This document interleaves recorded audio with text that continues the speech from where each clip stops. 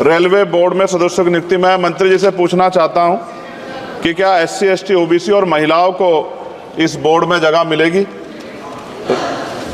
माननीय सभापति महोदय जी, मैं सर्वप्रथम तो आपका धन्यवाद करता हूं कि आपने मुझे रेलवे संशोधन विधेयक 2024 पे अपनी बात रखने का मौका दिया।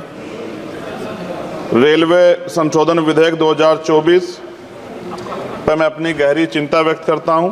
यह विधेयक भले ही रेलवे के शासन ढांचे को सुव्यवस्थित करने का लक्ष्य रखता हो, लेकिन ये हमारे रेलवे सिस्टम की मूलभूत ताकत को कमजोर कर सकता है।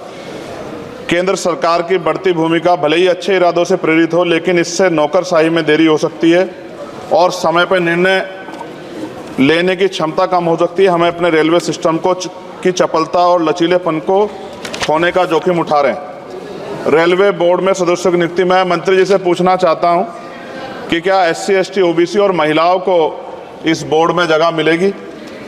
रेलवे बोर्ड सदस्यों की नियुक्ति शासन का एक महत्वपूर्ण पहलू है।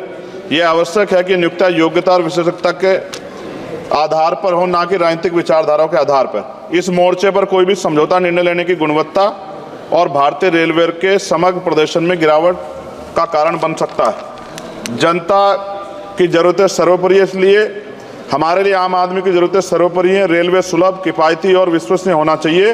विधेयक को सुनिश्चित करना चाहिए कि इन सिद्धांतों का पालन होगा। हालांकि विधेयक का उद्देश्य अच्छा हो सकता है, लेकिन इससे संभावित परिणाम दूरगामी है। हमें सावधानीपूर्वक आगे बढ़ना चाहिए और सुनिश्चित करना चाहिए कि सुधार रेलवे के मूल तत्वों को कमजोर ना करें। साथ साथ सभापति महोदया, जिस लोकसभा क्षेत्र से मैं आता हूँ, नगीना, वो बहुत पिछड़ा हुआ क्षेत्र है। वहाँ के युवा, किसान, महिलाएं, मजदूर जीवन यापन करने के लिए कठिनाइयों का सामना करना पड़ता है उनको। इसलिए मैं माननीय मंत्री जी से मांग करूँगा कि नजीबाबाद से मुंबई और जम्मू के लिए ट्रेन चलाई जाए। साथ साथ नजीबाबाद स्टेशन गढ़वाल का प्रवेश द्वार है। मैं आपसे आग्रह करूँगा कि वहाँ जल भराव की समस्या होती है स्टेशन पर, उसकी देखरेख की जाए। बेगमपुरा एक्सप्रेस वाराणसी टू जम्मू तवी का स्टॉपेज वहाँ हो। दिल्ली जाने के लिए सुबह में कोई ट्रेन नहीं है, मुझे भी आना पड़ता है तो बहुत परेशानी का सामना करना पड़ता है अक्सर, जब मैं कोशिश करता हूं कि सेशन में चला जाऊं, क्योंकि ये रेलवे की सुविधा आपने उपलब्ध कराई है। जलालाबाद क्रॉसिंग पे ओवर ब्रिज बनना चाहिए।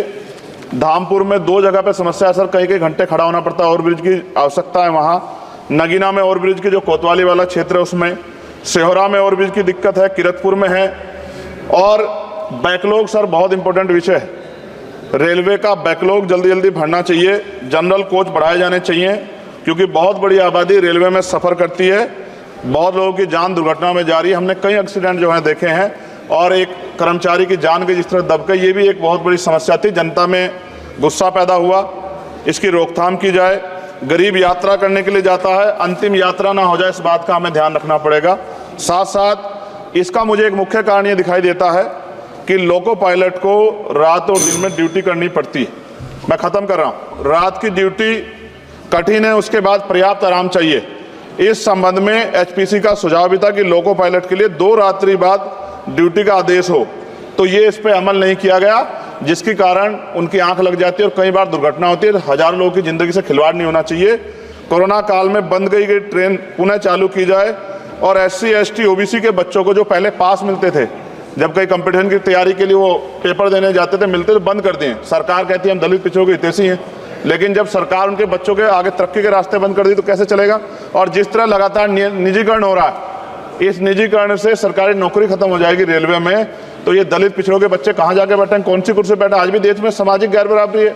तो मैं इसलिए मंत्री से मांग करता हूँ कि आपने नजीबाबाद में वंदे भारत का स्टॉपेज दिया, इसके लिए मैं आपका धन्यवाद करता हूँ। लेकिन ये भी, इसके अलावा हमने कई मांग उठाई थी, लेकिन उन पर कोई कार्रवाई नहीं हुई। तो मंत्री जी, पार्टी से अलग हटके आप सोचें कि उस क्षेत्र का भी तरक्की होनी चाहिए, ये भी आपके अधिकार क्षेत्र का मामला है।